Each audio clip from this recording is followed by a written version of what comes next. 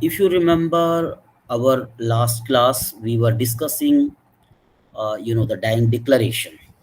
And before that, we have discussed, uh, you know, section 30, then section 27, confession portion.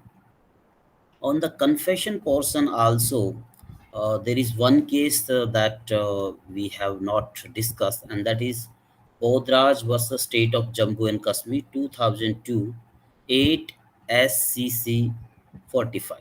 So first we will discuss this case. Basically, this case is on two prospect or on the two important point. One is the circumstantial evidences, that if there is no direct evidence, then how the circumstantial evidences can be used for conviction.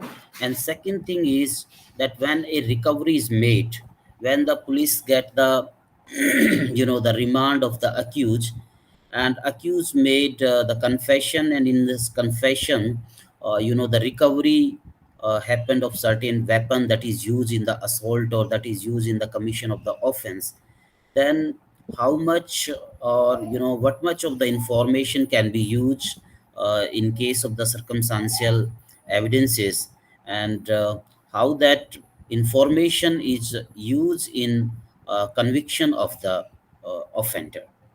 Then we will discuss the case on section 32, that is Sudhakar versus the state of Maharashtra, where a young school teacher, the girl who was the teacher, was gang raped by two, colleagues. One is, of course, the headmaster, and another is his colleague. And after that, some months, 4 or 5 months, he committed the suicide, sorry, not society, suicide. And the court has rejected that the statement given by the victim as the dying declaration. Then the next case we will take is the Patel Hiralal Joitaram versus state of Gujrat. In this case, the victim was set ablaze by the assailant, and the question was whether the dying declaration was admissible or not. And the last case we will discuss was Laxman versus state of Maharashtra, where the you know medical opinion of the doctor that the victim was conscious, and not clearly saying that victim was in the fit state to make the statement. In that situation, what would be the uh, you know admissibility of that particular dying declaration? So these cases we will discuss. First, I'm taking this case Bodhraj versus state of Jammu Kashmir.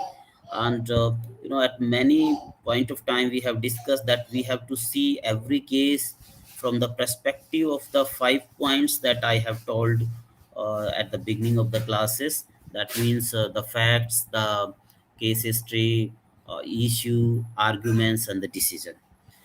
If you see the facts of the case, the facts of the case are simple, that there is this person, Savran Singh, who allies Puppy, and he was running, the finance company. Accused Ashok Kumar and accused Ravinder has taken amount as, huge amount as the loan from the deceased.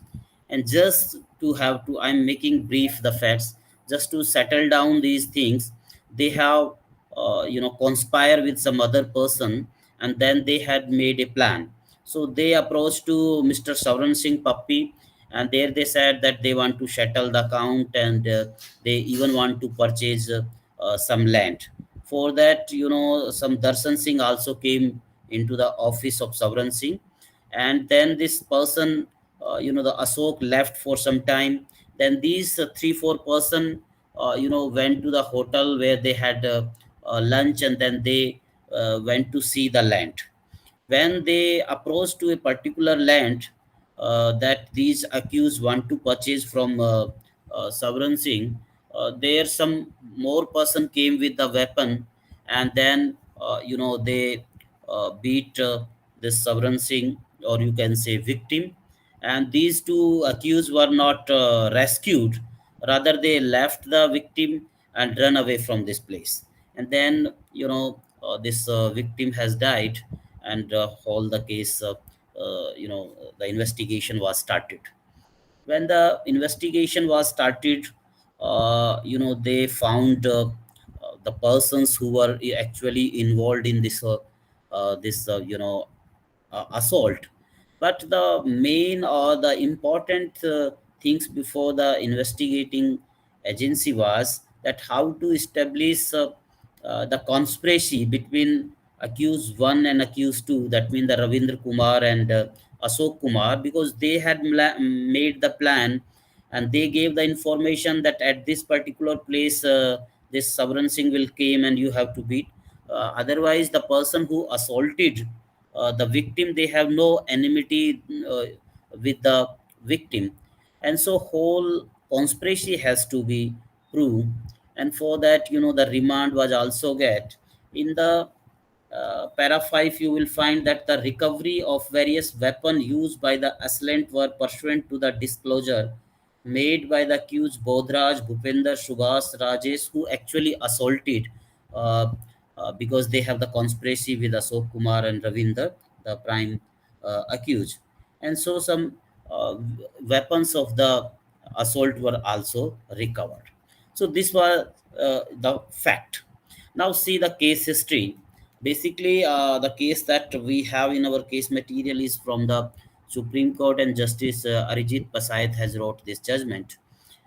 Here, the four, basically, if you see that there were nine accused at the trial court, and in these nine accused, the trial court has convicted some of the accused and acquitted some of the accused.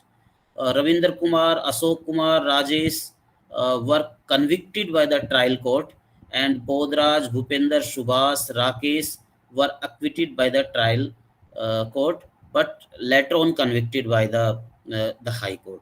And there is another victim, the sixth sorry, the another accused, Kishore Kumar, who during the trial died, and so the appeal that appeal before the High Court, and the case was abated. The appeal was abated. So this is the things happened. Now the four uh, you know accused that were acquitted by the high court, trial court, later on convicted by the High Court, and Bodhraj was one of them, who was acquitted by the lower court and convicted by the High Court. And so these four person who were earlier were acquitted, but later on convicted by High Court, acquitted by lower court, they made appeal to the Supreme Court. And so there were four appeal related to the division bench judgment of Jammu and Kashmir High Court. uh, and these four appeal were about their role in this whole killing of the victim. And so the name is Bodhraj and other these three persons, and that's why it's Bodhraj versus State of Jammu and Kashmir.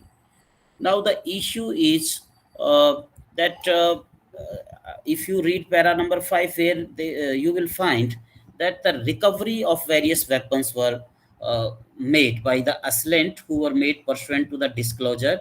So this Bodhraj, Bhupender, Subhas and Rajesh, there were recoveries. So only the fact that these persons were aware that where are the weapon that used in the assault of Sovereign Singh, uh, they have this particular knowledge.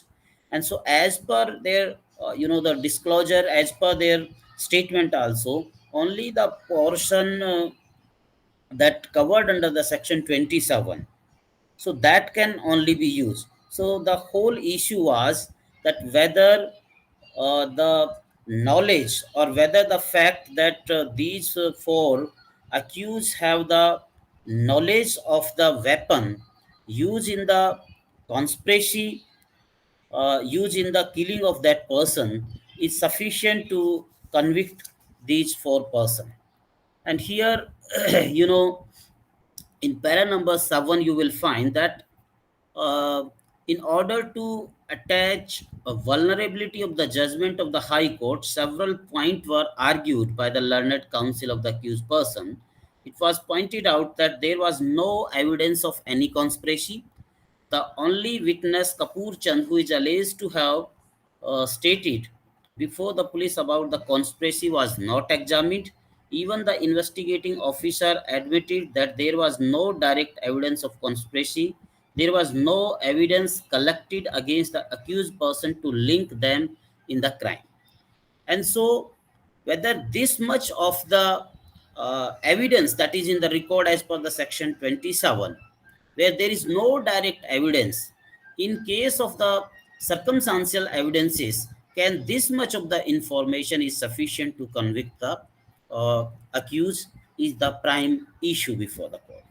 Argument was forwarded from both the sides, and from the accused side, it was held that all is mentioned in the para number 7 that there is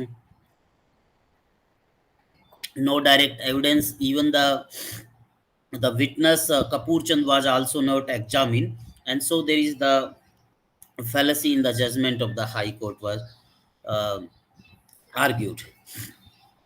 On the opposite side, from the state side, it was argued that there are sufficient evidence uh, uh, to convict the accused. As such, there is no direct evidence, but the circumstantial evidences, and in the case of circumstantial evidences, the factum probandum may be proved indirectly or by means of certain inferences drawn from factum probanis, that is evidentiary fact. So the fact of killing of that person, or the fact of the conspiracy by which this person was killed, that can be proved by certain evidentiary fact indirectly.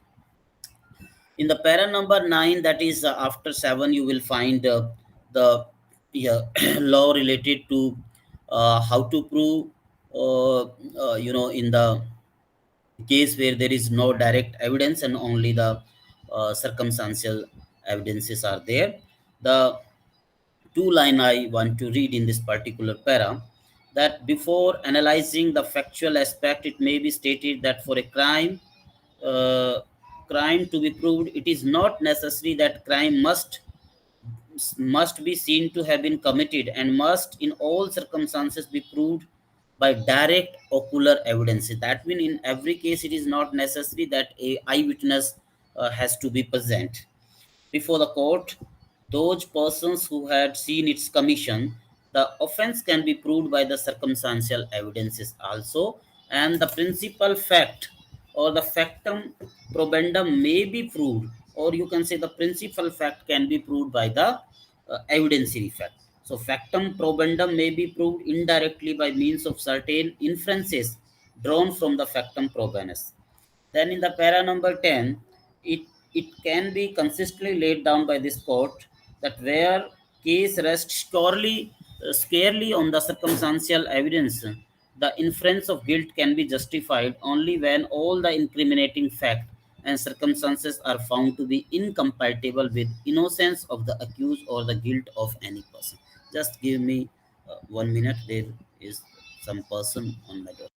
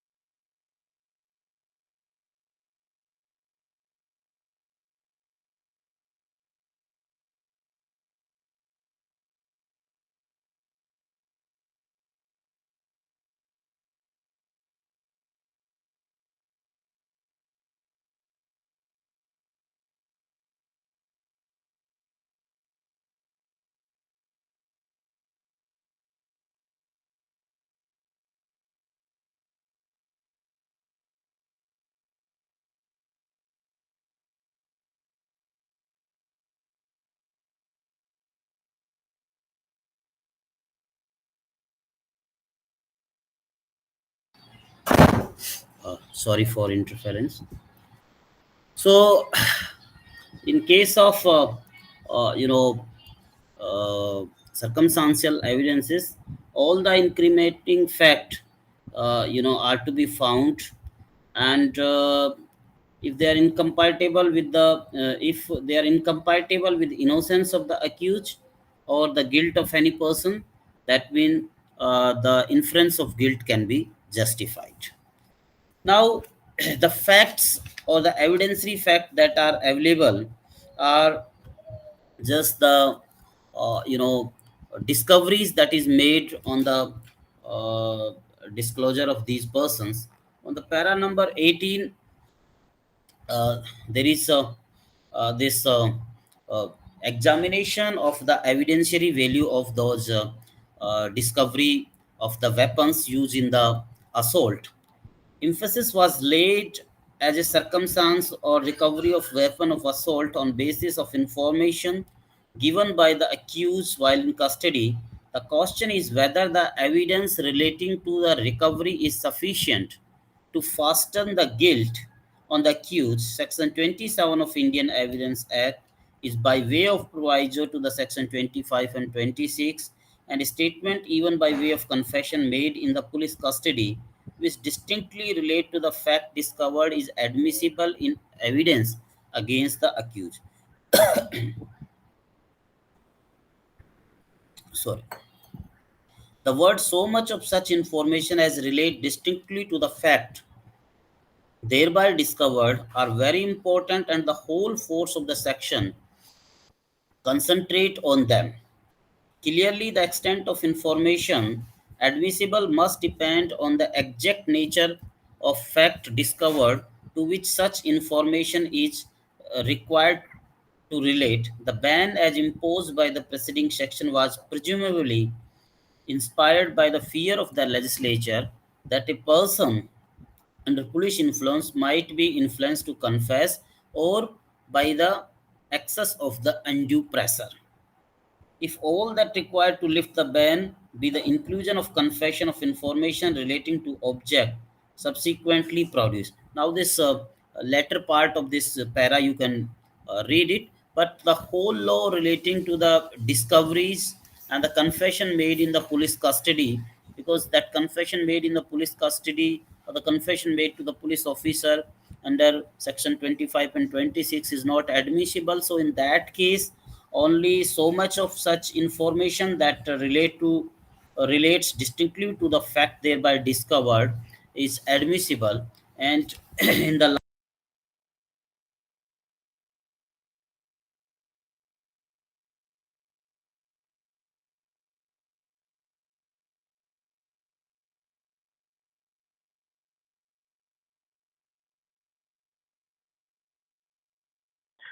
Sir, you have muted yourself by mistake, I think.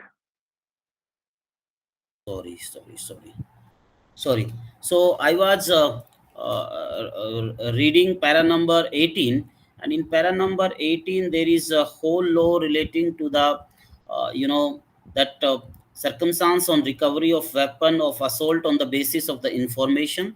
If you read para number 18, you will find that how much of the information is admissible by virtue of section 27, because if the confession is made before the police officer or in the police custody, that is not admissible. But so much of such information as relate distinctly to the fact thereby discovered are very important, and whole force of this section concentrate on them.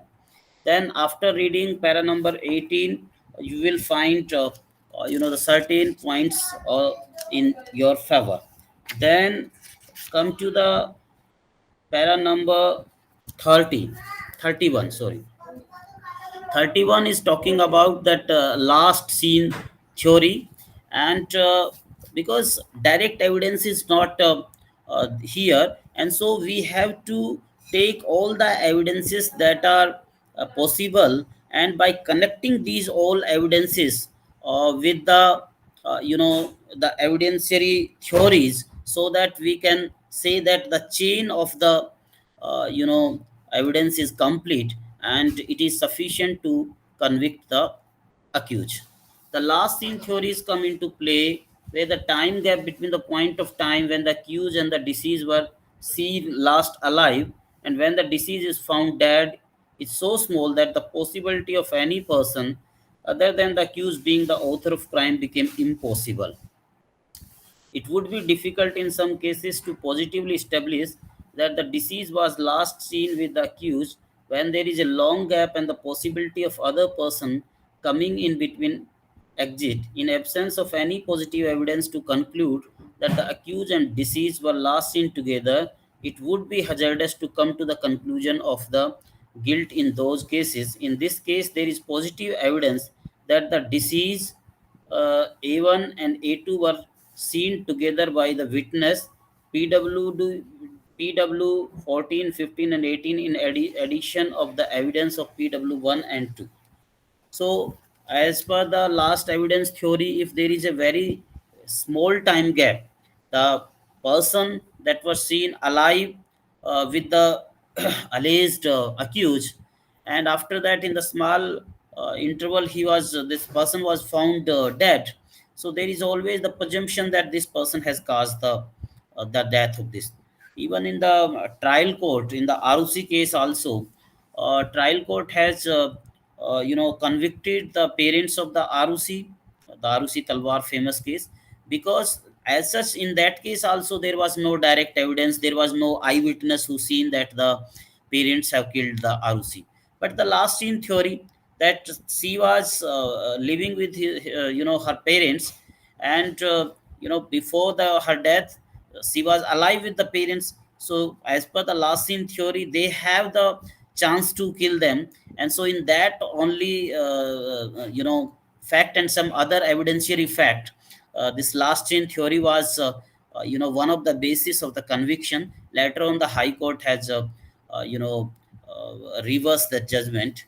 So in para number 31 you will find the use of this last scene theory, and then on para number 33, para number 35 and 36, you will find the more reasoning about this judgment. If you read para number 35, that therefore in a four-sheet background, appeal filed by the four appellant who were acquitted by trial court but convicted by high court also deserve dismissal, which we direct. uh, Coming to the appeal filed by the state in respect of whom the trial court and the high court recorded acquittal, it is seen there was no acceptable material. This aspect has been analyzed with a great detail by the trial court and high court. We do not find any reason to interfere with the conclusion. The appeal filed by the state accordingly dismissed. So in para number 33, I will read after it. In para number 33, there is whole crux of the reasoning that we have discussed in the para number 18 and para number 31. Para number 18, there was the evidence that we discuss in the fact para number 5, that the discoveries made by the disclosure of these accused Bodhraj etc., the discovery of the weapon used in the assault, and how much of this knowledge, how much of this fact, that the accused have the knowledge that where is weapon of the assault were hidden or hiding. How much of that information can be used, the para number 18. Then the theory of last seen together is in the para number 31 have discussed. And then in the para number 33, that another point which was argued was allegedly delayed examination of witness. Here again it was explained as to why there was delay. Important witnesses were examined immediately. Further statements were recorded subsequently. Reason necessitating such examination were indicated. It was urged that the same was to rob in the accused person. This aspect has been considered by the trial court and the high court. It has been conclusion has been arrived at after analyzing the explanation offered. It cannot be laid down as a rule of universal application that if there is a delay in examination of particular witness, the prosecution version became suspect, it would depend upon several factors. If the explanation offered for the delayed examination is plausible and acceptable, and the court accepts the same as plausible, and there is no reason to interfere. The another argument from the accused side that there was some important witness that has not been examined, and there was the delay on the part of the prosecution. So the Supreme Court has rejected that there as such is not a universal rule that when there is a delay, that means it would be treated in favor of the uh, you know uh, accused if there is some plausible reason, and on that plausible reason the court accepted.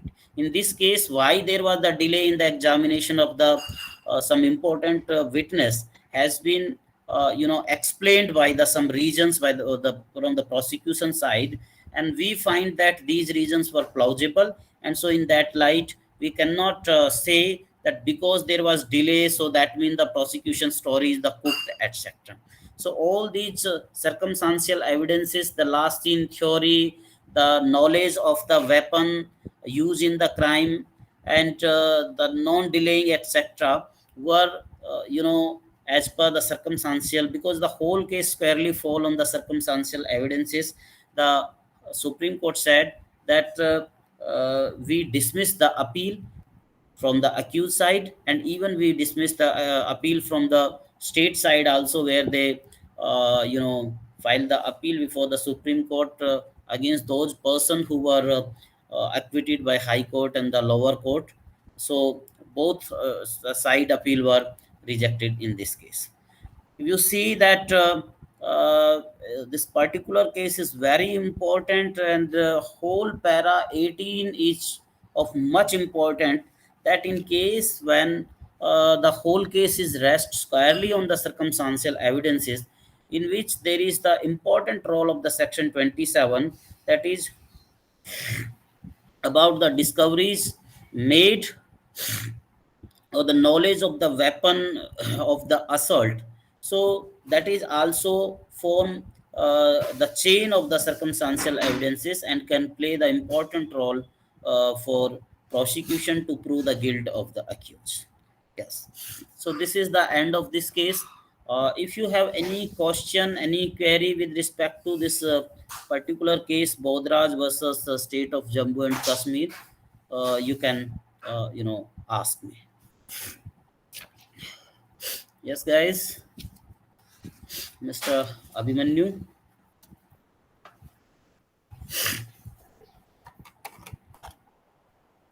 Ojasvi, Yes, sir, no question. no question. Ojasvi,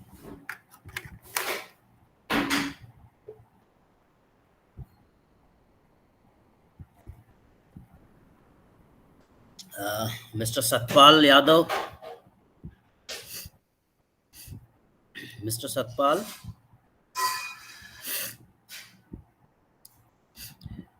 uh, do you have any query or question or any difficulty in understanding this case?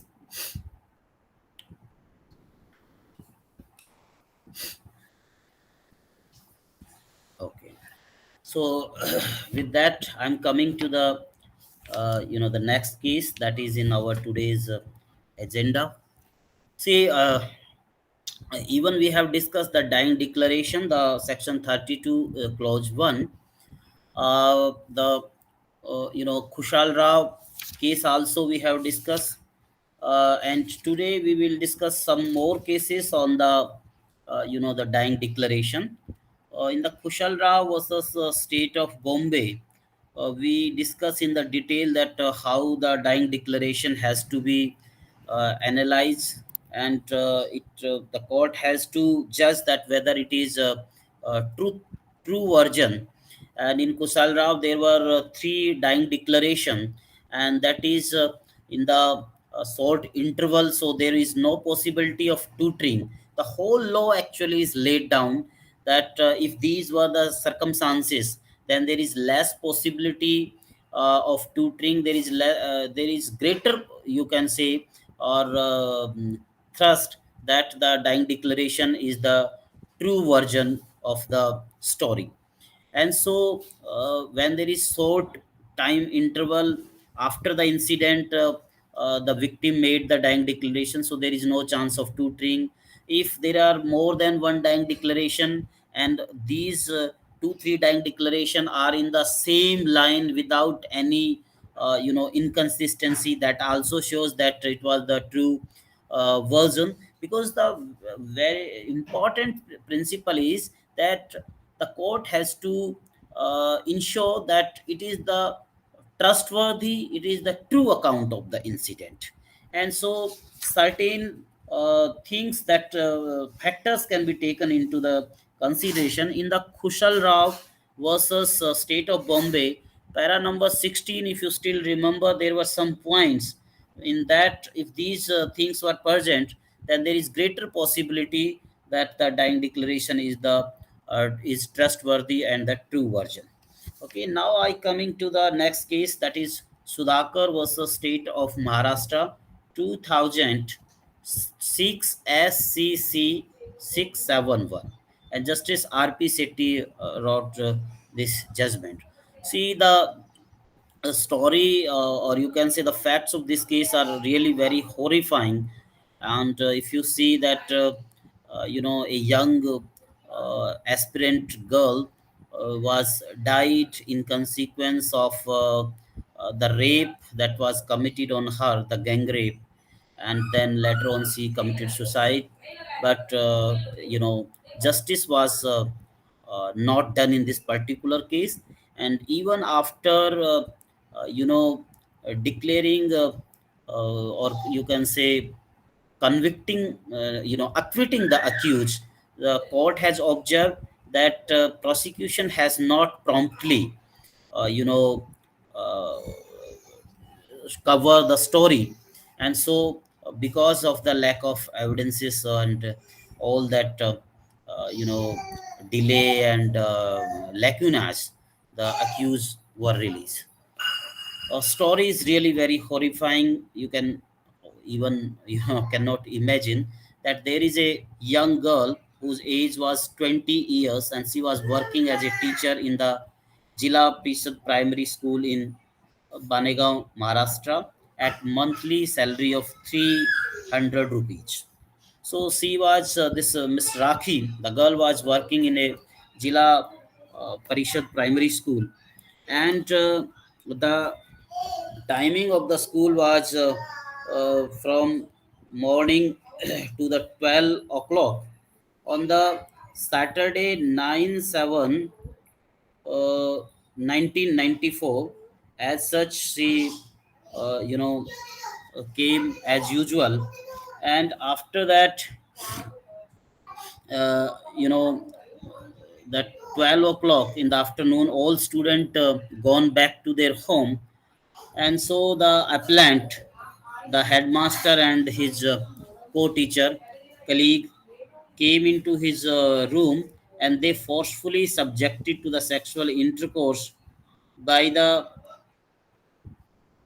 appellant, and her wailing cries did not have even any effect upon them. She was subjected to gang rape by the appellant, and after that incident, Miss Rakhi went to her house and narrated incident to her mother Padmavati, brother Prakash, uncle Bala Sahib, etc. The incident was also narrated to the father of the prosecutrix, who came after 3 days because her father was not there. So this incident, this fateful incident, happened on the 9/7/1994. That means 9th July. After 3 days, his father came. Then she narrated this story to his father, and then also they have not filed the FIR. After uh, you know 11 days, on 27 1994, that means 20th July, they filed the matter to the police station. And ASI Laxman Wadje, in charge of the police station, recorded the statement of the prosecutors. On basis of the crime report was registered. Petticoat of the prosecutrix and the metal bangles which was she was wearing at the time of occurrence were seized. And after preparation of Panchnama, of these articles were sent to chemical analyzer on the 6th August, and the statement of two child were also recorded.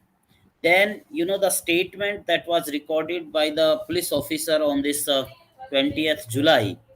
After that, this lady Rakhi went to his sister, the married sister, and the investigation was going on, and later on she committed suicide. Now, the prosecution want to prove that the statement that Rakhi made to the police officer with respect to her gang rape, whether that can be used as a dying declaration, because if you see article section 32, it talks about two things. One is the statement as to the cause of his death, and another is the statement that in any circumstances related to uh, you know that lead to his cause of his death. And so in the second phrase, whether the statement made by Miss Rakhi with respect to uh, you know uh, you know that gang rape, because the prosecution want to prove that she committed suicide, and these person has abated in the suicide because they have created such a situation by fear, societal fear she committed. So the abatement of the suicide, the prosecution want to prove, and for that they argued that this particular statement is a dying declaration. Now there are two things interlinked with it. If the prosecution can successfully prove that statement is the dying declaration and is admissible, and the abatement can be proved, abatement for the suicide can be proved.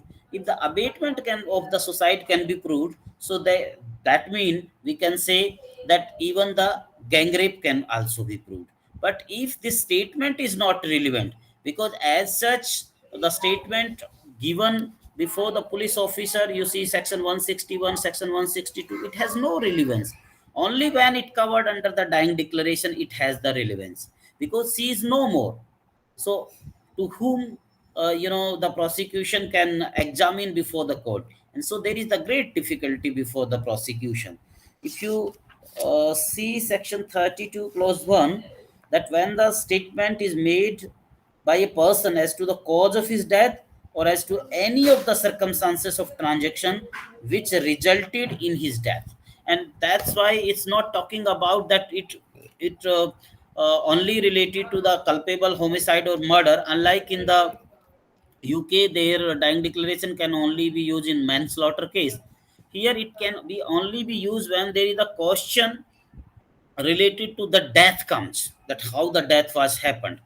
So he on this in this case, the victim Miss Rakhi has committed the suicide, but the question that how she her death has her death, how she committed or how her death was happened. In that case, the abatement can be proved, and so the whole uh, prosecution story is heavily relied upon the admissibility of the dying declaration. Now, how this case reached to the Supreme Court, that the lower court has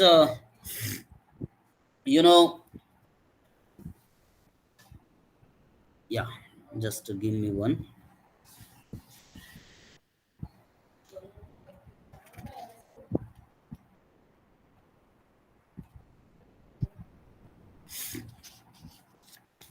On the para number 2, you will find that the trial judge of the session court, while its judgment in 1995, convicted the appellant read with section 34.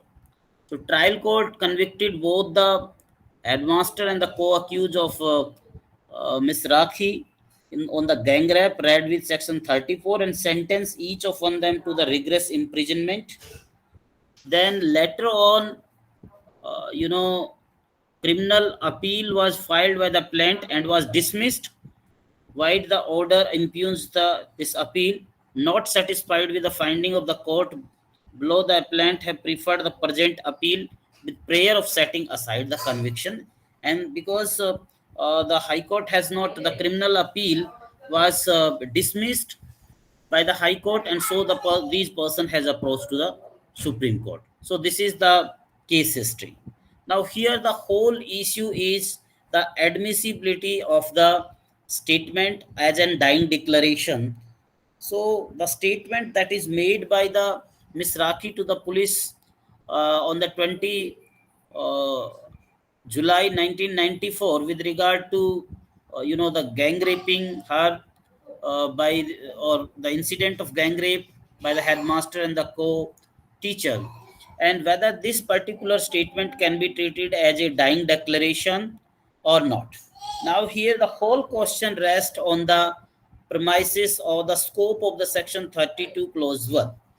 Now the arguments from both the sides were forwarded, and after that this para number 4 is about the factual things that 9th July the incident of rape was happened. 20th July, the incident first reported, there is 11-day occurrence. And when there is the 11-day occurrence, so there is the possibility of the tutoring. Because in the Khusal Rao para number 16, the factors that make the more possibility of the trustworthiness or truthfulness of the dying declaration has been discussed. Here there is the 11 days gap, and when there is the 11-day gap, the huge gap is there, so there is the greater chance of the tutoring. So in the para number 4, certain line I'm reading, you have to pay attention that it is not disputed that the prosecutors reported the matter to the police station Parthi on 20th July 1994. Admittedly, after 11 days from day of occurrence, it is also not disputed that the statement of the prosecutors could not be recorded before the judicial magistrate or the criminal court. It is, however, not denied that her statement was recorded by PW 15. Even that at that time, because she was not at the in the position that she will die, there is no such fear. Later on, after 4 5 months, she committed the suicide, and so the statement that is recorded only by the ASI, PW 15, that ASI, and not before the before the magistrate, judicial or executive. So these are the two factors, that it has not been recorded by the magistrate, it has been made after 11 days, in which she has narrated the whole incident and explained the delay for not lodging the report earlier. The court below have relied upon the foresight statement, treating it as a dying declaration, being admissible in evidence under Section 32 of the Evidence Act. Admissibility of the statement is the paramount importance for deciding the present appeal. Now, Section 32, para number 5. The para number 5, when you will read, you will find the whole row, or you can say the scope of the section 32 clause 1. After quoting this paragraph, this section 32, in the end of the page number 96, at the end of page number 96 on the para number 5, that as distinguished from English law, section 32 does not require that such a statement should have been made in expectation of death, because section 32 clause 1 is clear. If you can see the Bare Act, you can find the second para of the section 32, that such statement are relevant whether the person who made them was or was not at the time when they made under the expectation of the death. And so the argument by the accused side that the victim was not at that time in the expectation of the death, it itself is negative or negated by this particular, and whatever may be the nature of the proceeding in which the cause of its death come into the question. So the law is clear, that I'm reading, that unlike the English law, section 32 does not require that such a statement should have been made in expectation of death. Statement of the victim who is dead is admissible insofar as it refer to the cause of death, or as to any circumstances of the transaction which resulted any of the circumstances of the transaction which resulted in his death. The word as to any of the circumstances of the transaction which resulted in his death appearing in section 32 must have some proximate relationship for the actual occurrence. In other words, the statement of the disease relating to the cause of death or the circumstances of transaction which resulted in his death must sufficiently or closely connected with the actual transaction. That means there must be some causa causona, the relationship. The second phrase that talking about as to the any circumstances of transaction which resulted into that. So whatever the circumstances he is talking about, or whatever the circumstances a victim is talking about while making the dying declaration, that have some nexus, some connection with the death. And here the gang rape is the incident that have the connection. Because of the gang rape she has committed suicide. So that is the argument.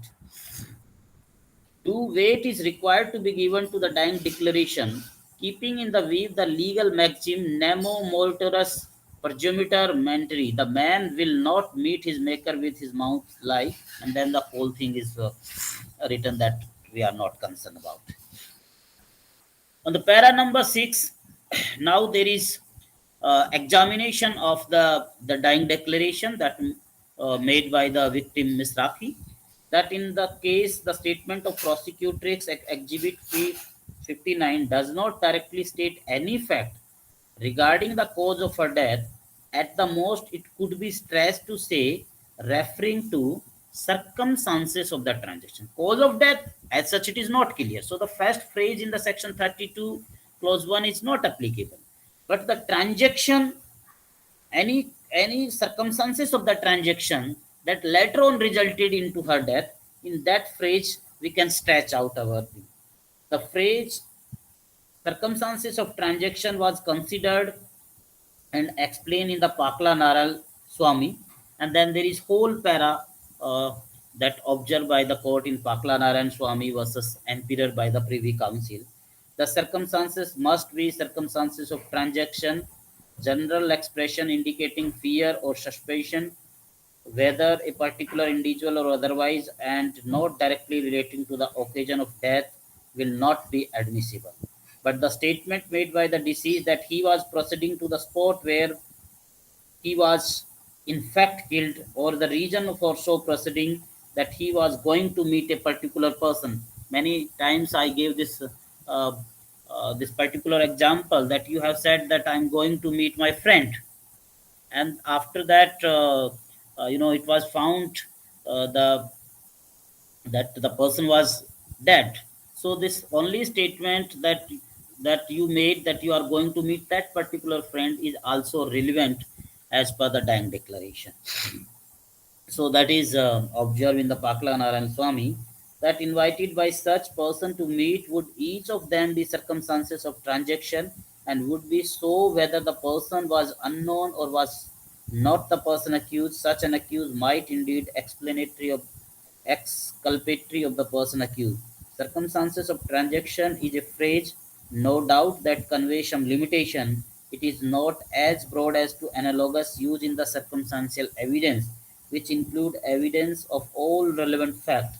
It is, on the other hand, narrower than res gestae. Circumstances must have some proximate relation to the actual occurrence, though, as for instance, in case of the prolonged poisoning, they may be related to date of considerable distance. And so whole things is explained here. Then the para number 7, that the death referred in section 32 clause 1 of Evidence Act includes suicidal death also along with the homicidal death, because the word used here is only death. It's not saying that it's only the homicidal death or the murder, like in the UK law where it is only to the manslaughter. Then uh, you know para number 11, para number 10 talking about the all about dying declaration. And in that this Miss Rakhi has stated the whole incident, how she was raped, and the color of underwear that these persons were wearing, the manner in which the offense was committed, the day, the identification of these person that who committed the offense, and all minute detail were actually see made, and these things you will find in para number 10. Even the prior incident of these persons of teasing etc were also reported in there, so that you can read out. After that, in para number 11, there is the application that the law that has been discussed in the para number 5 and para number 6, that there must be the proximate connection. Though the second phrase of the section 32 clause 1 talking about as to any of the circumstances of the transaction that resulted in death. Here the circumstances of transaction does not mean the circumstantial evidence. It means any circumstance that have the proximate relation with the death. Though death here means suicidal death also, because it's not saying that only the homicidal death. And so para 11 talking about the application of that law in this particular problem. There is no legal evidence on the record that the prosecution at the time of making the statement had disclosed her mind for committing suicide, allegedly on account of humiliation to which she was subjected to an account of rape committed on her person. See, every line is important of the para number 11. The prosecution evidence does not even disclose the cause of the death of the deceased. What she said is the whole incident of the gang rape, that where she was working, how she came, who committed the rape, the prior incident. But there is no statement as to the humiliation that she has stated in the Exhibit 59, that means the dying declaration that we are discussing. Because unless the person has disclosed that there was the humiliation, there was the this thing, how you can say that it is the something circumstances that resulted into the cause of his death? Because some proximate connection should be there with respect to the statement and the death of the person.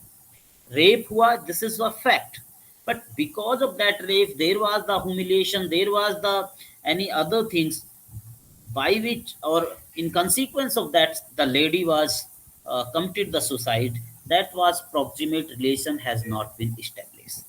So the prosecution evidence does not even disclose the cause of the death of the deceased.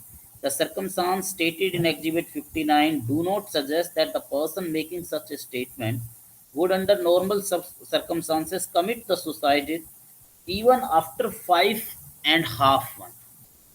कोई ऐसा suggestion नहीं कि इस situation में 5.5 महीने बाद में कोई जो है सुसाइड कर सकता है.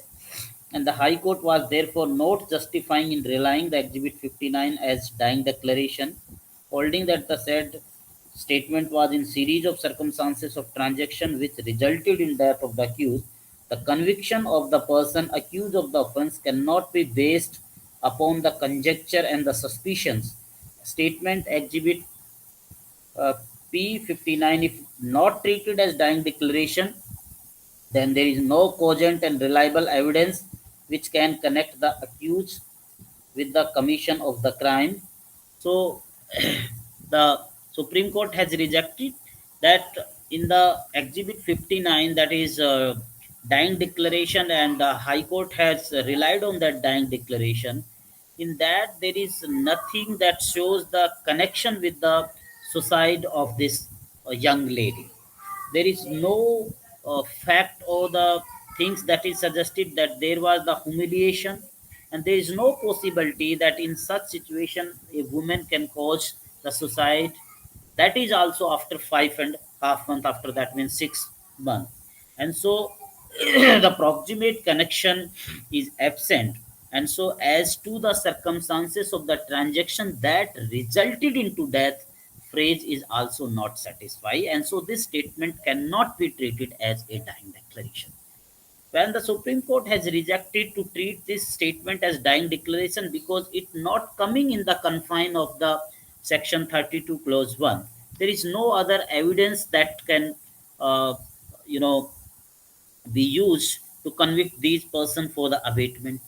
And The statement, if is not treated as dying declaration, it is just a statement given to the police, section 162, so it cannot be used as evidentiary value.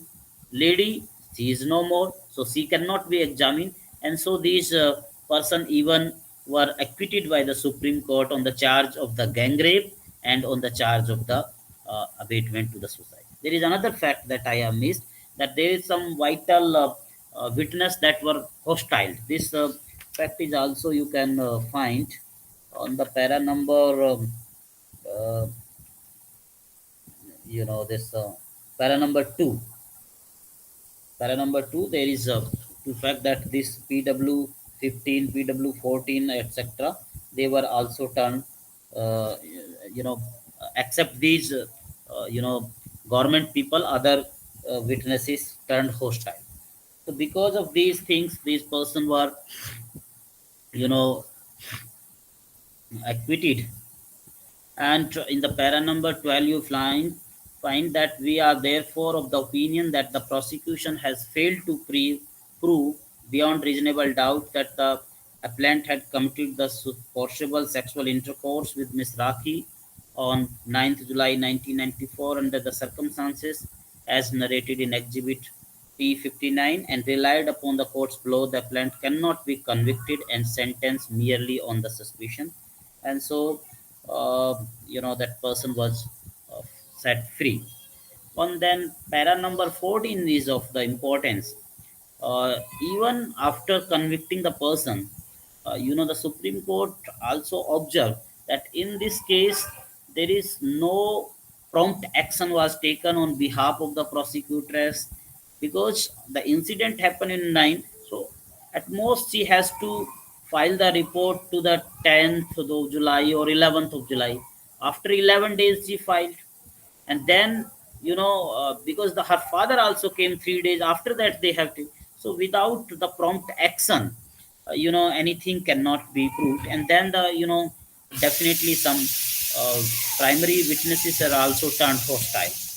So I'm reading para number 14, that we are therefore of the opinion that as a prosecution has failed to prove its case against the plant beyond all reasonable doubt, they are entitled to acquittal. Before parting with the judgment, we would, however, observe that in present case, the investigating as well as the prosecution agency has not acted promptly and diligently as was expected under the circumstance, and the appeal therefore allowed and the judgment of High Court set aside. The appellant be released forthwith unless required in some other case. And so, with the observation that prosecution agency, investigating agency, and even the prosecutors has to take the prompt actions and diligently has to work out, the accused were set free. So definitely the law is clear, and this judgment is really very very important, that how much of the statement we can be treated under section 32 clause 1, because dying declaration became in itself is very important piece of evidence. And in that case, the two phrases that were used under section 32 clause 1, that one is as to the cause of death and another as to the cause of the circumstances of the transaction that resulted into death. But in that case also, it does not mean that it is talking about circumstantial evidence. Rather, it talking about the proximate relation should be there that result into the death of the victim. But after reading this judgment, if you think it's really a very horrible story to this lady. Now come to the next judgment, that is Patel Hiralal Joitaram versus State of Gujarat. But before that, if you have any question from this particular case, Sudhakar versus State of Maharashtra, 1 minute I'm giving you. You can ask me any query, question, any your problem, or anything that you want to share.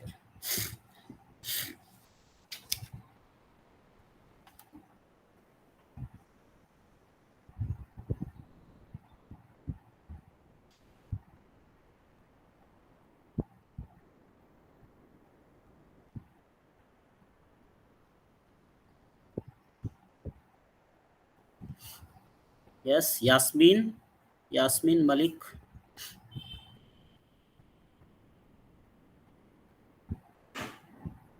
Ojeshwi, do you have any question, query? Ojeshwi?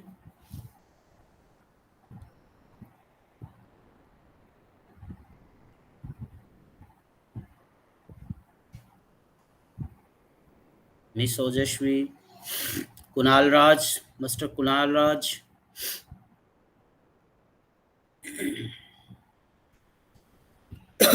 Any question?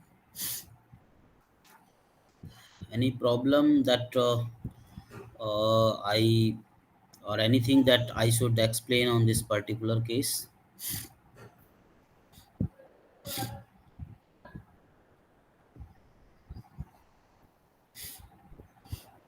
Aji, Abhimanyu ji? No, sir. Not right Acha. now. Okay.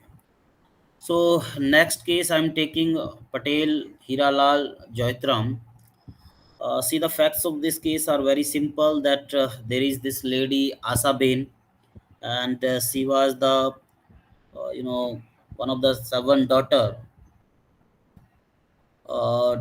of her father, and she married to this person Vinod Bai, and she has two children, Mittal and Bhargav, because the name is not important, but just I can see in the case material. That's why I'm telling. On the para number two of this case, you will find this case, and there is this small family consists of Asabain, two children. They were living in the city of Patan. Then the you know sister of this Asabain, she has the relationship with this young businessman, and Asabain, objected about their relationship. So on one fateful day, this uh, businessman, he was on his scooter, and the Asabain was proceeding to the school Bal Mandir for collecting his, child Mittal.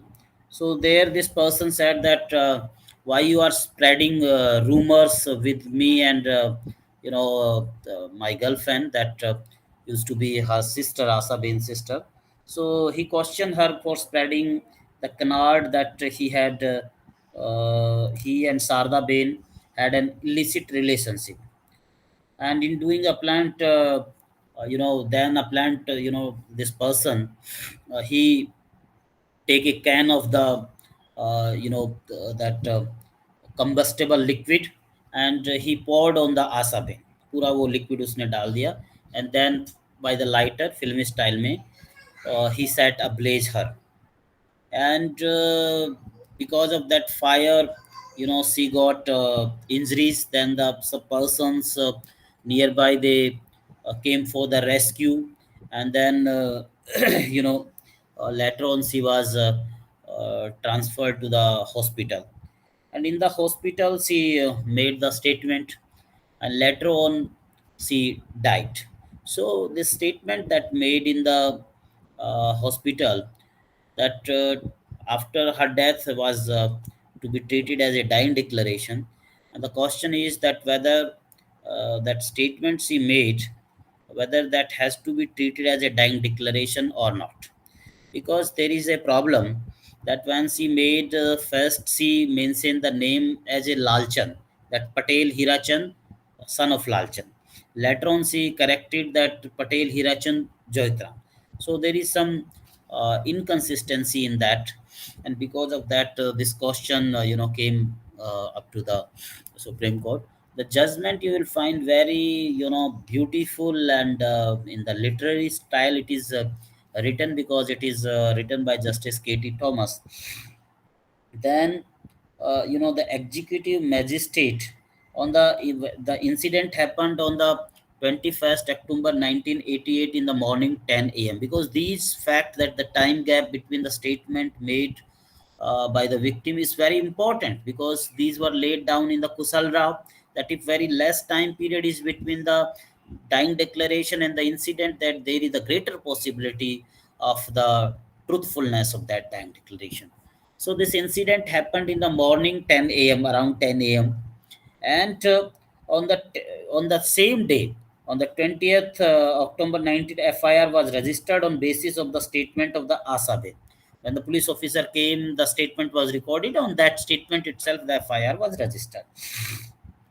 Who reached the hospital on getting some uncrystallized information of the episode. In meanwhile, executive magistrate, on being informed by the doctor, also examined the lady, visited the hospital and recorded her statement at 11:15. So the incident happened at 10 a.m. Statement was recorded at 11 a.m. That means the time gap is uh, you know, uh, 15 minutes. Now, in this time, the whole incident happened, and she is transferred to the hospital. So, all things happened in the haste. So, there is very less time for saying that there was the two thing. Then the another fact that we have to, you know, mention, that she in the statement mentioned the name of Hiralal Patel as the culprit. And after her death, the police continued the investigation, completed it, and charged the plant for the offense of murder of the Asabe. The prosecution relied on the statement of the deceased for establishing the identity of the culprit, that who actually poured the combustible material, or you can say who actually set ablaze her, किसने उनको आग लगाई. Because in this statement she identify the accused, and that was also became the part of the FIR. Now the session judge pick up some infirmity in the statement of the deceased, and finally held that those statement cannot be relying, because as per the session judge, these were not truthworthy or trustworthy or truthfulness, and so has not relied on the dying declaration. That because it is admissible, because it was dying declaration, but he has not relied, because according to the session judge, it was not trust worthy, or it was not the truthful account of the incident.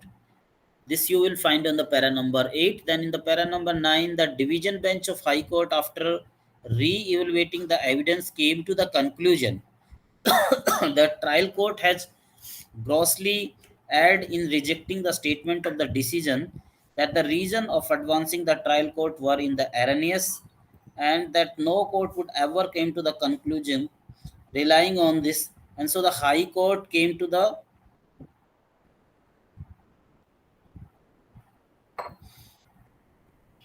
conclusion that the trial court was wrong, and so convicted the accused and and sentenced him. Now the trial court acquitted, High Court convicted, and the person approached to the this Mr. Patel Hirachand approached to the Supreme Court. So before the Supreme Court, the issue is whether the statement that made by the Asaben, where she clearly identified the culprit who set her ablaze, whether that can be treated as the trustworthy or the truthful account of the incident and can be the sole basis of the conviction. This is the issue. The facts we have discussed, the case history we have discussed, the issue we have discussed. Now the arguments are from both sides. From the session court decision, you have got the hint of the argument that there were the infirmity. From the victim side, you can give the argument there was the less time, she clearly identified, etc., etc. Now, the on the decision part, the Supreme Court has observed that if you see the statement of the or you can say dying declaration of the Asaben, it is on the para number 21, page number 104 of your case material, that she said, that was recorded on 11:15 a.m. 21st October. Hiralal Patel, who burnt me, met me near Sidraj Nagar. his scooter number was 3040. He asked me why you are spreading wrong stories about me. He got very excited, पता नहीं किसने translate किया है, angry होना चाहिए, excited and poured some corrosive liquid from a tin of 50 gram on me and threw lighter lighted on me. Hiralal is a son-in-law of Nanavati. These specification regarding the identity of the assailant could be discerned from those statements. First, in the name of the assailant Hiralal Patel. Second is reaching by the place whose scooter number is 3040. Third is that he is the son-in-law of Nanavati. So these are the three things. Not only she named the name of the accused, rather that he came on that scooter. So who is the owner of that scooter? And he is son-in-law of the Nanavati. So prosecution was able to place material to show that there were about three identifying features are referring to the appellant. We may point out that the appellant himself admitted that he is Hira Lal Patel. When the investigating officer seized the scooter from his house and the appellant made an application before the court for return of said scooter, it is significant to point out that the registration of the scooter was 3040. In fact, he filed an application before the court for returning scooter. The father-in-law of the appellant, one Nanavati, has spoken to Viben, and the foreshared feature could almost be conclusively established that the appellant, whom the deceased meant was when she sold, when she told other that he was Hiralal who caused burnt injuries. Then, uh, you know, the para number 13, 14, 15, and 16, these are also can you can read. One argument made by the accused side that uh, that the death of the deceased had occurred due to the septic, made out an argument that such septic condition could be developed on account of the other causes, because she has not died, the person with the burn injury not died at once. If there is lesser injuries, so maybe in the second week or first week that are very vital, very fatal for that person, so she died later on 2 week.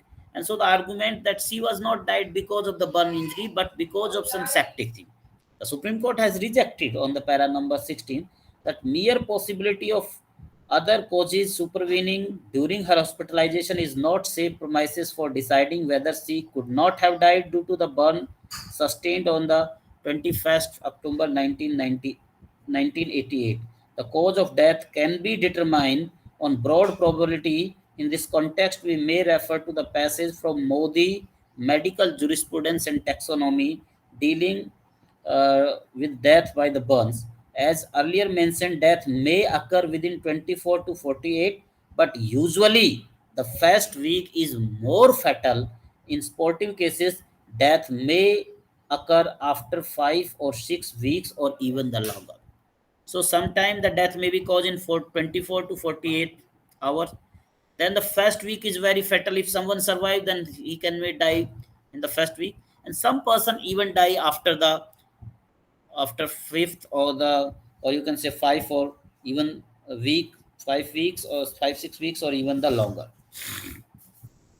Now uh, on the para number 29, that above provision relate to the statement made to the person death, that means section 32 clause 1.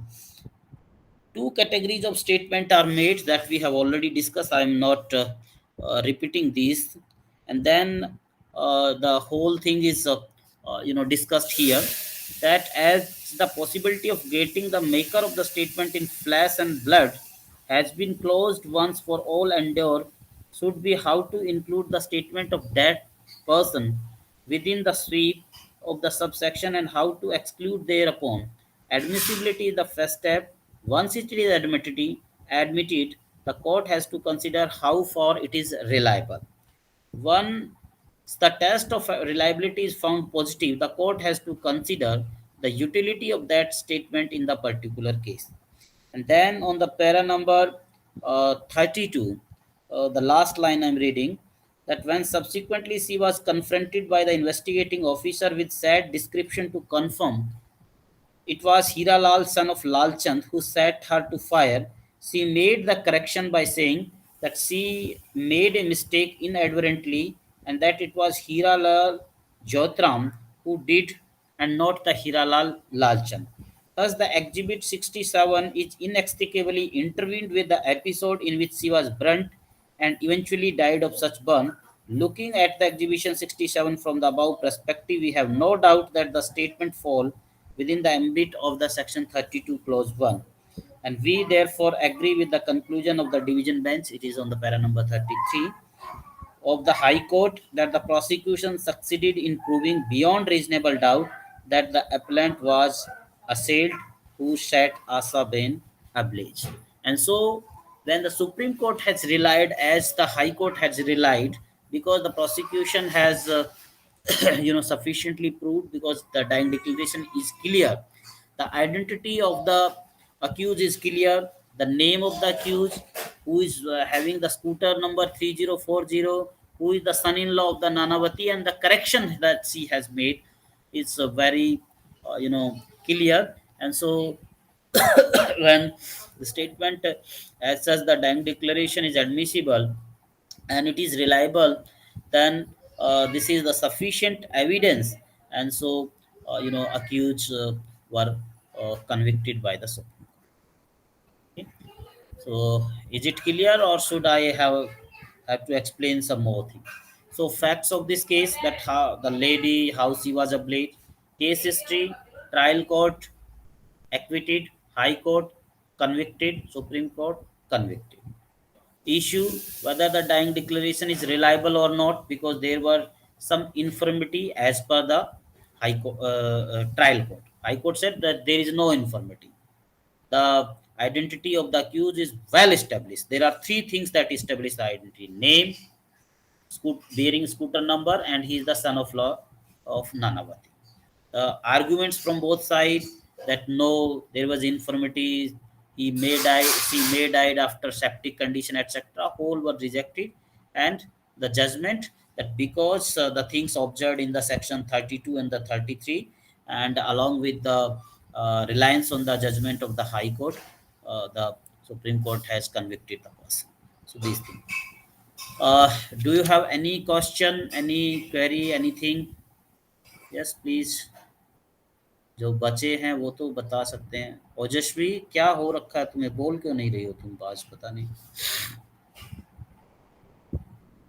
Mister Akash. Good morning, sir. Good morning. So, have you understand this case? Yes, sir, a bit, Okay. and I have to read it again, I Okay. guess. Okay. Now come to the next, the case, that is Laxman versus State of Maharashtra, 2002, 6 SCC 710. This case is also related to the dying declaration, and the judgment was written by Justice G.B. Patnaik. The only thing, or the only controversy before the Supreme Court, is that there is conflicting judgment by the two respective High Court with respect to the medical opinion. Because as per the Kushal Rao 16 para, that the person who made the statement must be in a fit state to make the statement, and the only thing that he was conscious, that does not serve the purpose. And to ensure that the person was in fit condition to make the statement, generally the opinion of the medical expert or medical practitioner is taken.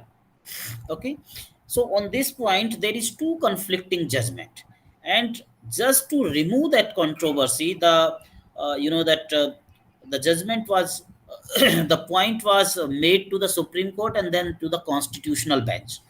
The one is the judgment is the Aurangabad bench of Bombay High Court in case of Paparambaka Roshamma versus State of Andhra Pradesh.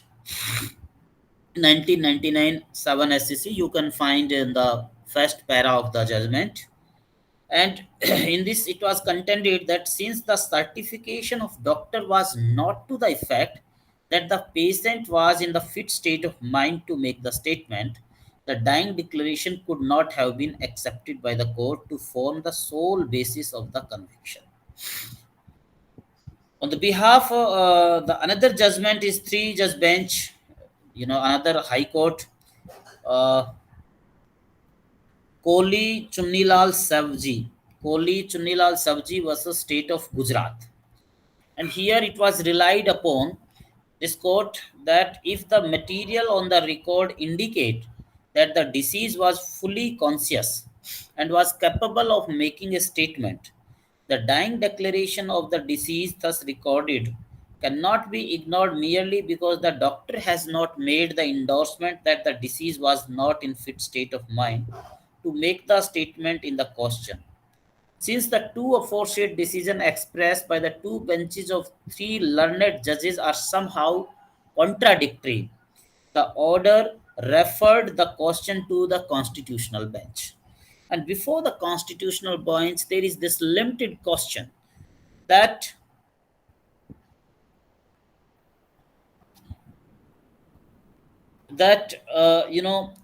whether the insufficiency of the medical practitioner for declaring that the victim was in fit state or in the fit condition of making the statement is sufficient to reject the evidence as a dying declaration. In the para number 2, we will find that after referring to the constitutional bench, the Supreme Court is observing we are therefore remaining from examining the evidence on record to come to a conclusion on the way or the other. We are not examining that.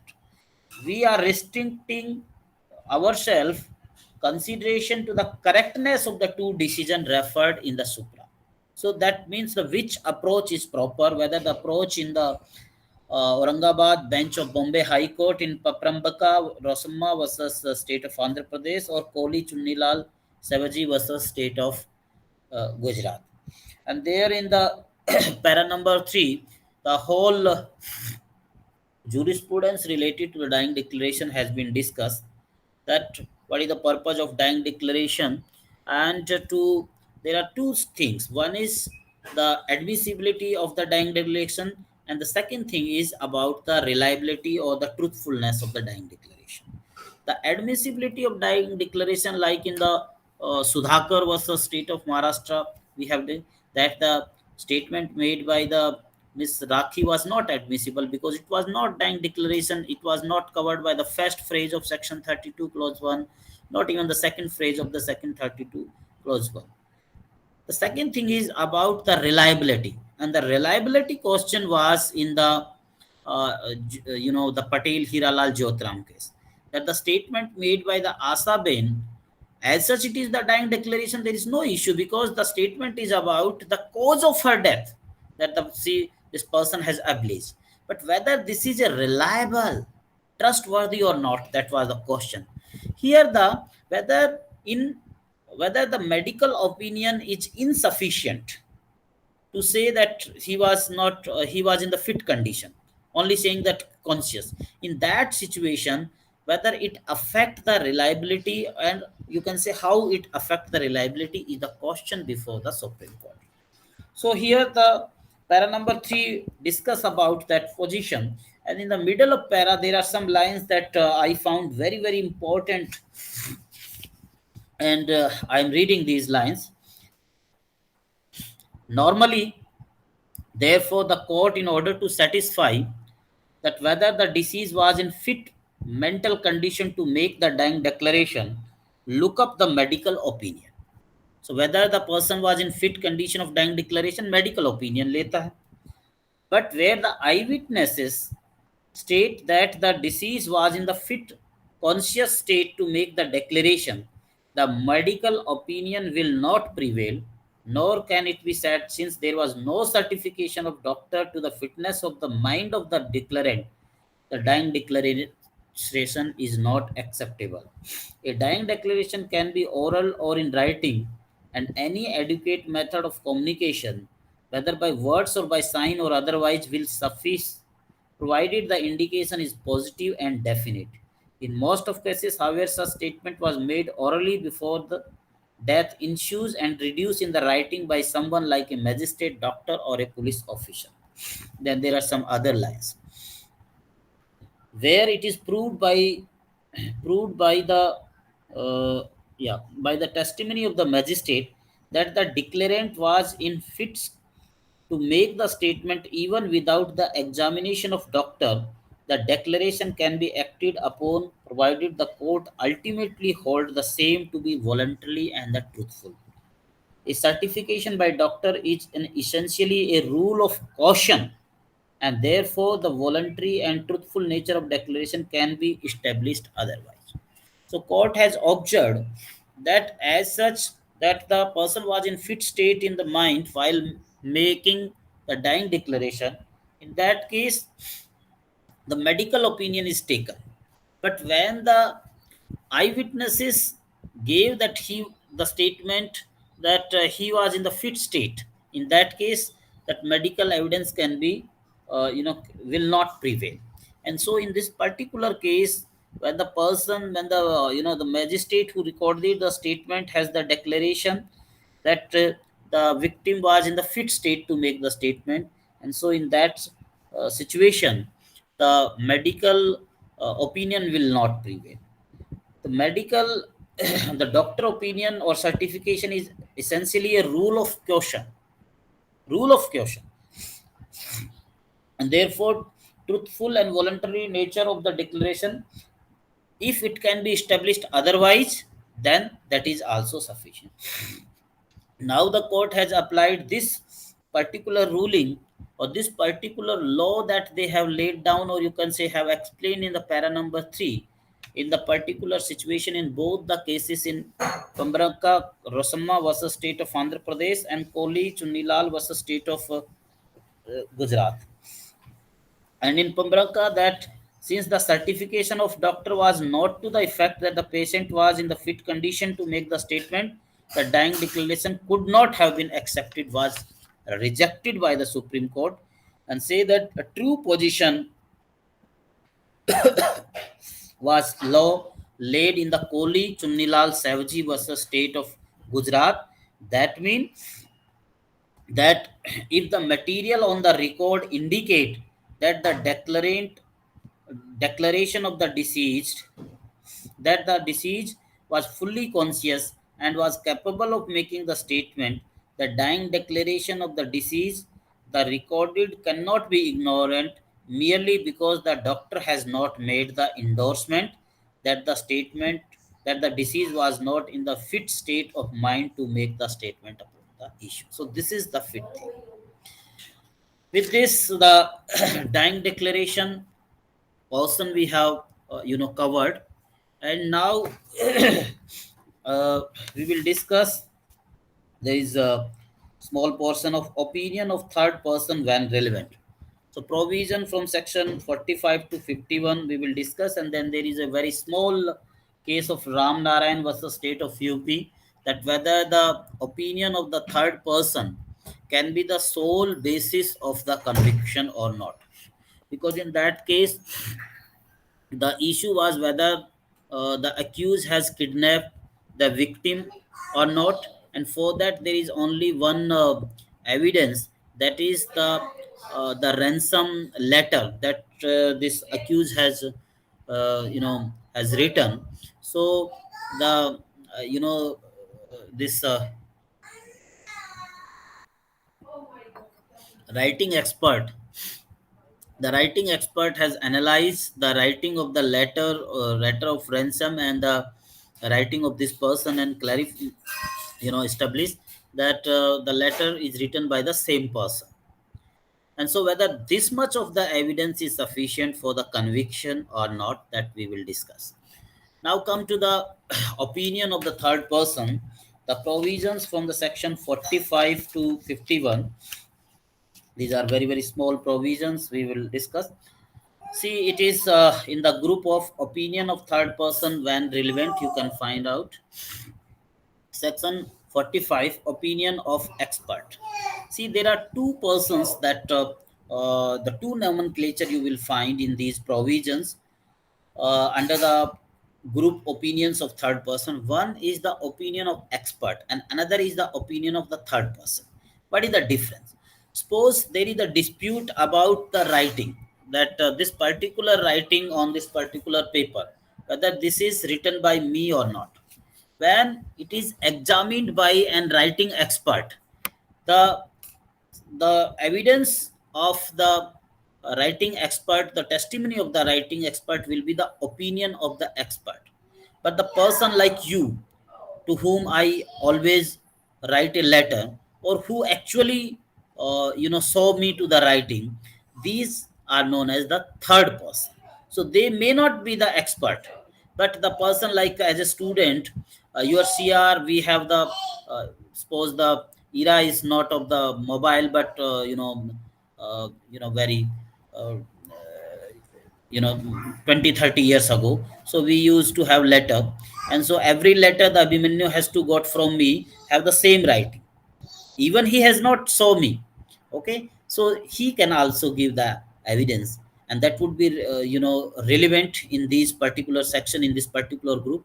But he will not be treated as an expert, he will be treated as a third person. So section 25 is talking about opinion of expert. When the court has to form an opinion upon the point of foreign law, science, art, as to identity of handwriting or the finger impression, the opinion upon the point of the person specially skilled in such foreign law, art, science, or in question as to identity of handwriting or finger impression are relevant. Such person are called expert. So, who is the expert? Who is skilled in? Who is skilled in? If there is, the court has to form that whether this particular point, what is the foreign law, or as to the like the ballistic report, that has to be through the science, or to any position as to the art, or any position as to the handwriting, or the finger impression. So any type of the technical or scientific evidence, in that case the person who is specially skilled in that particular field, his opinion would become relevant, and that person is known as expert. So this section 45 basically talk about who is expert, and declaring that the opinion of the expert would be relevant, because what we are discussing is about the relevancy. So this thing you can, the evidence of this particular thing you can adduce as per the section 5 in the court. जो चीज relevant नहीं है उसको कोई evidence देने नहीं देगा आपको कोर्ट में. So first thing is to find out the relevancy. Then the when the Information Technology Act in 2000 was passed, Section Indian Evidence Act was also amended, and Section 45A was expected as to opinion of examiner of electronic evidence. Suppose you have submitted a mobile conversation, WhatsApp conversation, an email conversation, or any type of the photo, etc., that is in electronic form. Okay, so वो electronic record है. अब उस electronic record से, उस electronic evidence से related कोई opinion लेनी होगी, so that has to be taken by opinion of the examiner of the electronic record, and section 45 is talking about that when in a proceeding the court has to form an opinion or any matter related to information transmitted or stored in any computer resource or any electronic or digital form, the opinion of the examiner of electronic report refer to the section 79 clause, section 79 capital A of the Information Technology 2000 is a relevant fact, and for this purpose the examiner of electronic evidence shall be an expert. Then there is explanation, and explanation are really very important to explain the scope. Explanation never expand the provision expand the scope of the section. It is just for throwing the light on the provision. Like we talk about section 45 about expert. The first explanation, the question is whether the death of A was caused by a poison. कि death a की poison से हुई है कि नहीं आई, अब ये कौन बताएगा? उसका जो पोस्टमार्टम होगा, पोस्टमार्टम के लिए उनको जो है लैब में भेजा जाएगा, then the report will come. So the opinion of expert as to the symptom produced by the poison by which A is reported to have died is irrelevant. So what symptom this person has developed to the the effect to the intestine, to the brain, to the other different various vital organ it has caused. So that would be one of the important factor. The question is to whether at the time of doing the act, by reason of unsoundness of mind, capable of knowing the nature of the act he was doing. If someone is taking that because of the I was not capable of knowing because of unsoundness of mind. So who will examine? Who will give the opinion that this person was of unsound mind or not? So the opinion of expert upon the question whether the symptom exhibited by A commonly shows the unsoundness of mind, and whether such unsoundness of mind usually render person incapable of knowing the nature of the act which they do, or knowing that what they do either wrong or contrary to law is irrelevant. The question is whether the certain document was written by A, another document is produced which is proved and admitted to written by A, the opinion of the expert about the writing in these two documents. See on the symptom of the unsoundness of mind, I remember one the web series, or you can say movie. It was the Abhishek starrer. Uh, it's I think some dark shadow, etc., where there is the Abhishek, who used to be assisting the court or the prosecution in treating that a person is of unsound mind or not. And then later on, his daughter was kidnapped. So it's a really very good story of the split personality. But you will, after 6 7 episode, you will know about that. So it's about shadow or some, I don't remember, but you can find it. The movie starrer Abhishek Bachchan. It's a web series, very interesting movie. Come to the next section 46, the fact bearing opinion of the expert. When the opinion of the expert is relevant, the fact on which this opinion was formed was also became relevant. Okay. So fact not otherwise relevant are relevant if they support or consistent with the opinion of expert when such opinion is relevant. Such opinion is relevant any fact that support or inconsistent, like section 11. So the question is whether A was poisoned by a certain poison. The fact that other person who were poisoned by the person exhibited certain symptom which expert affirm or deny the symptom of that poison is relevant. The question is whether an obstruction to a harbor caused by certain sea wall. The fact that other harbor similarly situated on other aspect, but there were no sea wall began to obstruct. So first illustration is about supporting the fact, another is about the inconsisting the fact. Then the opinion as to the handwriting when relevant. When the court has to form an opinion as to the person by whom the document was written or signed, the opinion of any person acquainted with the handwriting of the such person to whom is supposed to be written or signed that it was or was not written or signed is a relevant fact. So here is talking about the opinion of the third person. Section 45 is talking about opinion of the expert. The section 47 is talking about the opinion of the third person when became relevant. And see, the scope of the expert and third person is limited. For the expert, it can be in the field of foreign law, art, science, handwriting, and finger impression. For opinion of the third person, it is relevant only in case of handwriting. So that is the scope. A person is said to acquainted with the handwriting of another person when he has seen the person write, or when he has received the document purported to be writing by that person is in answer to the document written by himself or under the authority and addressed to that person. When in the ordinary course of business document purported to be written by that person have been habitually submitted. So the example I have given, that there is a letter conversation between me and your CR Abhimanyu, और may be Abhimanyu ने भी एक आदमी को assign किया हुआ है, कुणाल को, तो कुणाल ने किसी अथॉरिटी के अंडर हर बार लेटर सर की तरफ से आता है तो ये राइटिंग हो सकती है, तो कुणाल की ओपिनियन भी मैटर करेगी। और इसके ऊपर इलस्ट्रेशन है जो एक्सप्लेन करती है that the question whether a given letter is in under writing of a, जो कि एक मर्चेंट है जो लंदन में रहता है।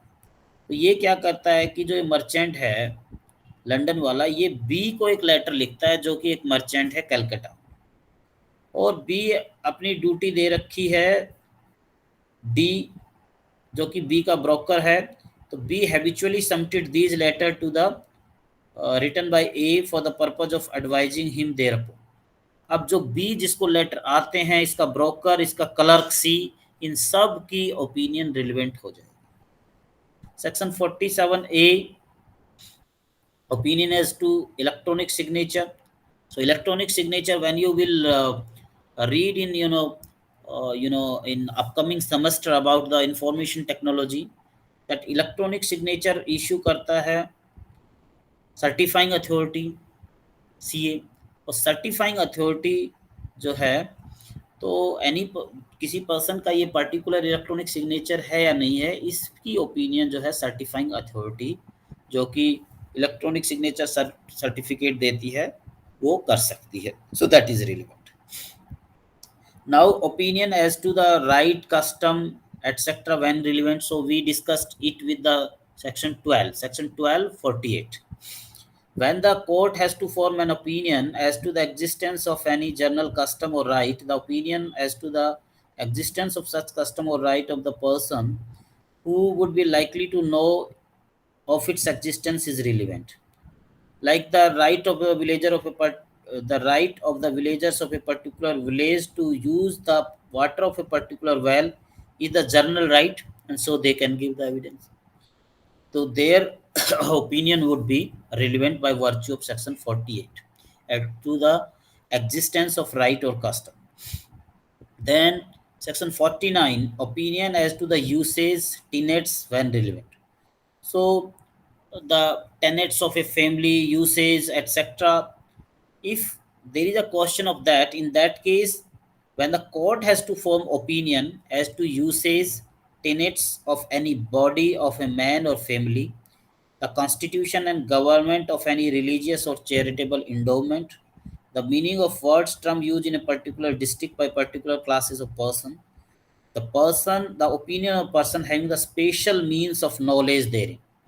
So एक पर्टिकुलर चैरिटेबल ट्रस्ट में किस तरह के प्रिंसिपल थे, जो उस चैरिटेबल ट्रस्ट का मेंबर होगा, because he has the special knowledge, he has the special means of knowledge, so उसकी ओपिनियन रिलेवेंट हो जाएगी।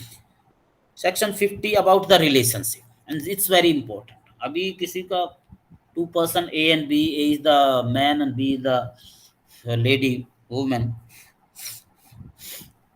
and you always receive these two person as an husband wife, even you have not attended their marriage, तुम्हें नहीं पता कब उनकी शादी हुई नहीं हुई, लेकिन जब भी वो तुम्हारे पास आते हैं, you treated as an husband and wife. So this is also, when you treated, your opinion will also be relevant to establishing their relationship, but it is not applicable in case of section 494, 495, that mean bigamy. So it's section 50 is very relevant, please pay attention. When the court has to form as to the opinion as to the relationship of one person to the another, the opinion expressed by the conduct, the opinion that is expressed by the conduct as to the existence of such relationship, or any person who has the member of the family or otherwise has the special means of knowledge or the subject, is a relevant fact, provided that such opinion shall not be sufficient to prove a marriage in the proceeding under Indian Divorce Act or in prosecution under the bigamy for an adultery. 494, 495, 497, 98 of 97 to raha nahi, because it was declared unconstitutional. Now there are illustrations, and that are very important. The question that whether A and B were married, the fact that they were usually received and treated by their friend as an husband and wife is relevant. जब भी वो अपने friends के पास देखते हैं उनको husband wife बोलते हैं, उस लेडी को उसकी बोलते हैं भाभी जी आओ. So this is also one that does not mean that ये हो गया तो it is an conclusive proof, but yes, in third person की opinion भी ले सकते हैं, because this showing that their conduct is something that's showing about their relationship. So that fact that they usually received and treated by their friend as husband and wife, it is a relevant fact. You can prove it. Only that much. It is not inconclusive. ऐसा नहीं कि ये हो गया तो बहुत भारी पंगा हो जाएगा. The question is, A was legitimate son of B. The fact that A was always treated as son by the members of the family is relevant. Suppose अभी मैं आप आता हूँ क्लास में और रोज एक बच्चा लेके आता हूँ और बताता हूँ ये मेरा बेटा है. कभी आज मेरी वाइफ भी आई, उन्होंने कहा कि नहीं ये हमारा बच्चा है. So my family members, they treated this thing as this son as an legitimate child. So this also be and one of the, when you as a class student appear, that we have seen that the sir and madam has treated this child as their legitimate child. So this is be one of the fact, and your opinion can be admissible because it is relevant as per the section 50 of the Indian Evidence Act. Now there is section 51, that when I was saying, when we were discussing section 46, that anything on which the opinion was formed, that matter is also relevant. So that section 51 actually cover grounds of opinion when relevant. When the opinion of any living person is relevant, the ground on which such opinion is based is also relevant. सो जब opinion relevant आपने कर दिया, किसी section में fall कर रही है जो कस्टम से रिलेटेड है, तो आपको वहाँ पे कस्टम पता हो. अगर वो किसी टीनेंट यूसेजेज हो तो आप उस स्पेशल पोजीशन में हो, उस इंडोमेंट के आप मेंबर थे, सेक्रेटरी थे. अगर आपका रिलेशनशिप है तो आपने देखा है, अगर आपकी हैंड राइटिंग है तो आपने उन लेटर को देखा है, उनको लिखते हुए देखा है, etcetera etcetera. Then in that case the ground, वो भी आप बता सकते हो कि भाई आप किस इस नतीजे पे पहुंचे. So when your opinion is relevant, the ground on which you form the opinion would also became relevant. An expert may an account of experiment performed by him for purpose of forming the opinion. So when you see or watch the movie, this criminal justice one, so ये expert जो होते हैं वो दिखाते हैं कि the knife has the very sharp tip, but if it is used in the killing of a person by multiple stabbing, it has to be a dull tip. So this is the experiment because he reached at the opinion that this is not the weapon used in the killing of the lady. And so this particular fact that there is not a dull tip but a sharp tip is something, because on that the opinion is based, and so this fact is also relevant, you can produce before the court.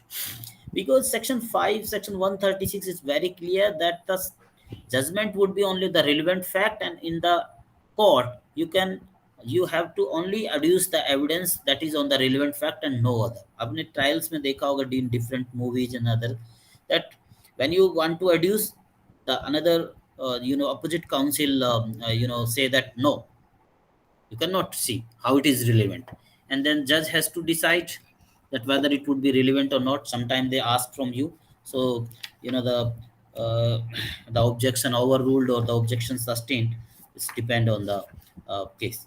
Now there is one case of Ram Narain versus state of UP, very small case. In 5 minutes we will finish it. See the facts of this case, that there is one boy Mannu, and he was 6 year old and he was was missing. So his father has issued the handbill etc, पर्चे वर्चे बंटवा दिए कि बच्चे को ढूंढ के लाओ, price देंगे 500 रुपए का, 501 रुपए का है. उसके बाद में उसको 2 लेटर मिलते हैं जिसमें फिरौती मांगी गई थी, ransom was asking for that. And after that, at last the child was found and 3 persons was arrested.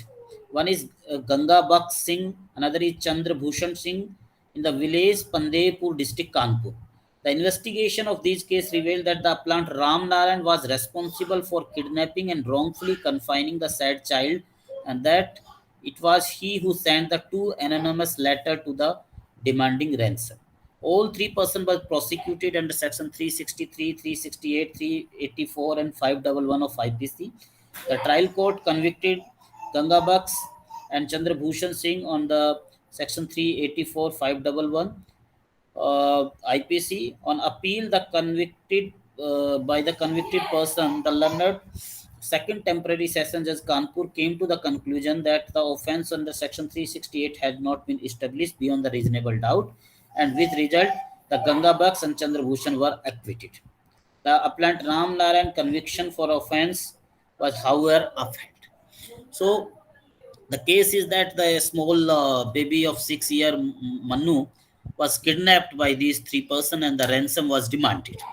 And for ransom, some letter were written that were present in the prosecution with the prosecution. Now these three persons, Ganga, Bux Singh and Chandra Bhushan and Ramnaran. These the three persons were prosecuted. These two person, these three person were convicted. Okay, and then later on they were, in the appeal they were acquitted. These two person, Ganga Bak Singh and Chandra Bhushan, and only the Ramnaran were, convicted. So Ramnaran was approached to the the this court, and the issue was that against the Ramnaran there is only one important evidence, because circumstantial evidences are present. There was no direct evidence, and one of the main important evidence that connect the prosecution chain is that the letter of the ransom was written, has to be allegedly written by the Ramnaran. So an expert opinion has to be taken. तो handwriting expert की opinion ली गई, and the handwriting expert has opined that it was written by Ramnaran. Now the question that reached to this court was that whether this opinion of the third person, opinion of the expert, can be the sole basis of the conviction or not. And so in the para number 3, you will find that the short question raised before us relate to the legality and propriety of the appellant conviction on uncorroborated testimony of the handwriting. Handwriting expert का opinion है, but it has not been corroborated by some independent evidences. So without uncorroborated evidence of the expert opinion, whether the judgment or the conviction is legal or not. And on that, the discussion you will find on the para number 5, and the earlier judgment of the Supreme Court Fakhruddin versus State of Madhya Pradesh has been quoted, where there is another judgment of Sasi Kumar Banerjee versus Subodh Kumar Banerjee, AR 1964 Supreme Court, where it was observed that expert evidence as to the handwriting opinion evidence, and it can rarely, if ever, take the place of substantive evidence. It is not a substantive piece of evidence, it is just an expert opinion. Okay, and therefore before acting on it, the court usually look for the corroboration की जरूरत होती है. This is settled law by the Supreme Court in the Sasi Kumar Banerjee. You will find in the 5th para of this particular judgment, whether that corroboration is direct or the circumstantial. And after that, the law has been this particular law has been applied in this particular problem. And on the para number 8, you will find the judgment with the reasoning that the next question is one of the this not the sorry, not on the 8th para, it's on the para number 6 and the 7, that no serious attempt was made on behalf of the appellant to find fault with the approach of three-court blow, and there is therefore no ground made out for the interference by this court with the appellant conviction. Unfortunately, the record is not before us. Otherwise, we would have also tried to examine for ourselves the dispute and the specimen handwriting. However, in view of the concurrent decision of three-court blow, we did not consider it necessary to adjourn the hearing of this case as to the document before us for the examination. On the para number 6, in our view, the legal position enunciated in Fakhruddin case cannot be said to inconsistent with the ratio of any one of the earlier decision, that means the Sasi Kumar Banerjee decision, which reference has been made therein. Now it is no doubt true that the opinion of handwriting expert given in evidence is no less fallible than any expert. It's not that it is always 100%, and that's why even in the that web series, that criminal justice one, never an opinion say that it is 100% correct that this particular weapon is used. That cannot be. It is always fallible.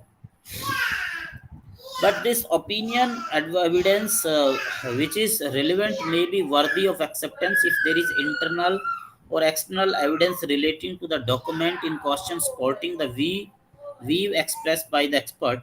If alter comparison of disputed and admitted writing by the court itself, then the presiding officer is familiar with the language. It is considered safe to accept the opinion of expert. Then the conclusion so arrived it cannot be assailed on the special leave on the mere ground of comparison of handwriting is generally considered hazardous and inclusive, and the opinion of handwriting expert has to be received with considerable caution.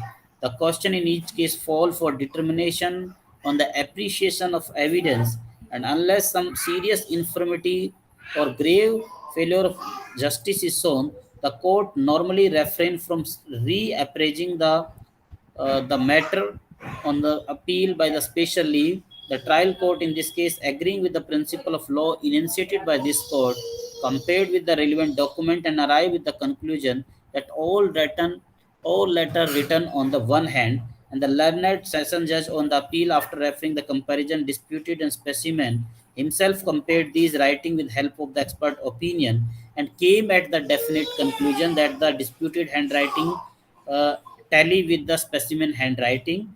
And so that means in the seventh para the court is saying that we before us there is no these three specimen, otherwise we can observe it, and so at this point we are not, and so held that this person uh, you know that it can be the sole basis because the opinion is taken by the third person. Opinion cannot be 100%, but when the opinion is formed, because when you read section 45, that when the opinion is formed by the court, in that case the question come of the handwriting, the expert opinion will be, but the opinion has to form by the court. And so in this case, when there is no other infirmity and the opinion has been formed, so that is perfectly valid. Okay. And then in the para number 8, about the punishment is discussed, that 1 year punishment that made by the second temporary session court of the Kanpur. So they think that now the accused was on the bail, and no, it's not no the proper. Already 1 month regress imprisonment he has attained. So just to reduce from 1 year to 1 month, that the accused already has spent in the jail, and 700 rupees fine was imposed. If that fine is not paid to the court, then definitely the jail has to the person has to go behind the bar. So that means the sentence was reduced. But on the opinion, that whether the opinion of the third person can be the sole basis or can be the uncorroborated, you can say the evidence, or uncorroborated opinion can be the sole basis of the conviction. The court said that the opinion has to be formed by the court, and in forming of the opinion, court can take the help of the expert. And we are not saying that it is always infallible opinion of the expert, but there is no other informity, and the court reached at the conclusion that the specimen writing and the handwriting that is in the question by the same person. So in that case, you cannot say that because only there is the opinion and uncorroborated, that means it cannot be the sole basis. So that is the law clarified or you can say law decided in this case by the Supreme Court. So with this case, the whole chapter second is complete, and now in the next class we will discuss on the proof.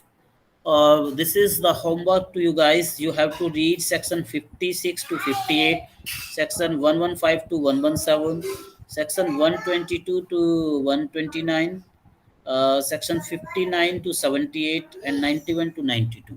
See, most of the portion would be of reading the sections and discussing. See, the most important work about the relevancy and admissibility we have done. There are the, the largest number of the cases that we have discussed. 17 cases we have discussed. If you see, the remaining cases are only 5, 8, and only 10 cases. Okay, so 2 week we have in the September, and we will try to complete it. Only the proof have the 7 lecture. Otherwise, the accomplice only 2 lecture, witness 2 lecture, presumption 2 lecture. So 1 week to the these three, accomplice, witness, presumption, and 1 week to the on the proof, and then your syllabus will be complete.